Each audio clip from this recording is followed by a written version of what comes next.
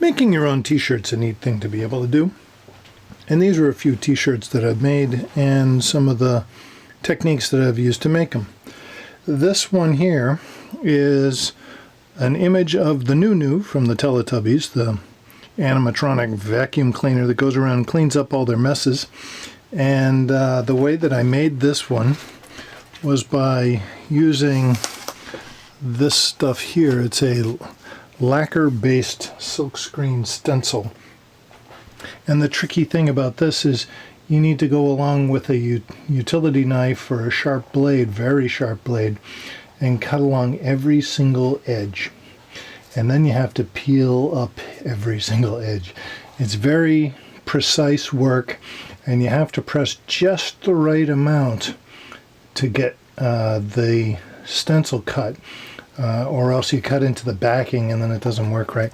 Then after that, what you need to do is you need to melt the stencil onto the screen, and you melt the stencil on with a lacquer thinner.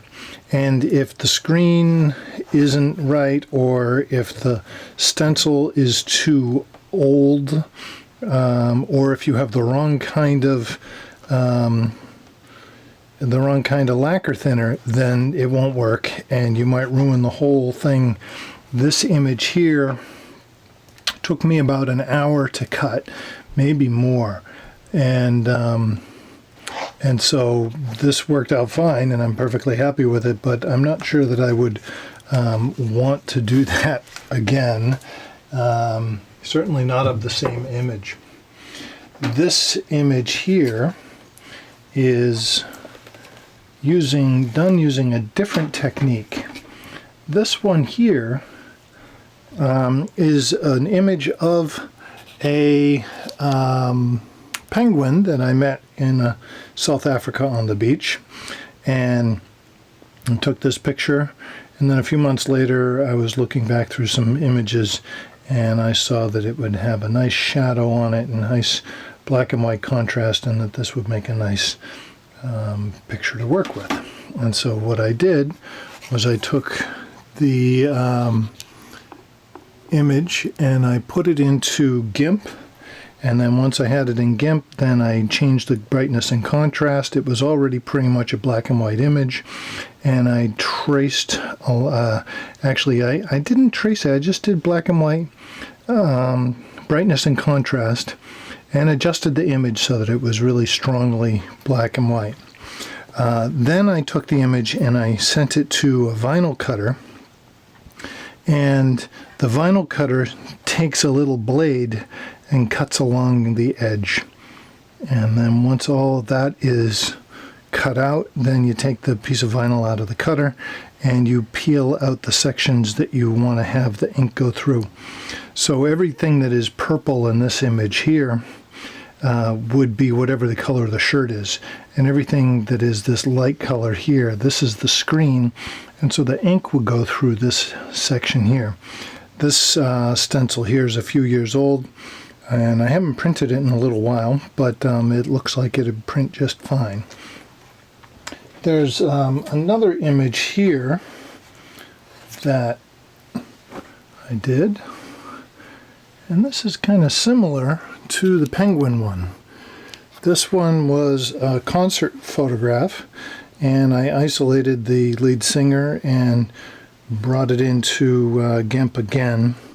And in this process I used the threshold tool, and with the threshold tool it's kind of a one-step process, and what you do is you click on threshold, it turns it into black and white, and then it allows you to adjust the whites and the blacks, and this one came out pretty good. So I cut this stencil and then put it onto a frame and then inked it, and I think this might be the only shirt in existence. But this process here of cutting the stencil with the vinyl cutter is something that's done in daylight, whereas if you're going to do a photosensitive silkscreen stencil, you need to do that in a dark room, and also you'd need to make the screens in the darkroom. There's a whole lot of equipment that you need to do a light-sensitive stencil. To do a hand-cut stencil, you don't need as much equipment, but you do need to have fresh supplies. And with the vinyl silkscreen process, it's very forgiving. The vinyl doesn't have to be perfectly brand new, and basically you stretch a screen, you put the vinyl onto it, and then you ink it. And I've got screens that I've had for 5-6 years and had them in storage, and they still print just fine. I've also used the same image to screen many shirts, maybe 50-60 shirts, and they've come out pretty well. So I think this process of using the vinyl to make the stencil is a pretty good working process, and I would definitely encourage you to try it out. It's definitely a good thing that you can do out in a public setting, because there's no real dangerous tools like knives, or you don't have the darkroom to be contending with or anything like that. You can do the whole thing out on benches, on tables, and then screen up as many shirts as you want. So give it a shot and try it out.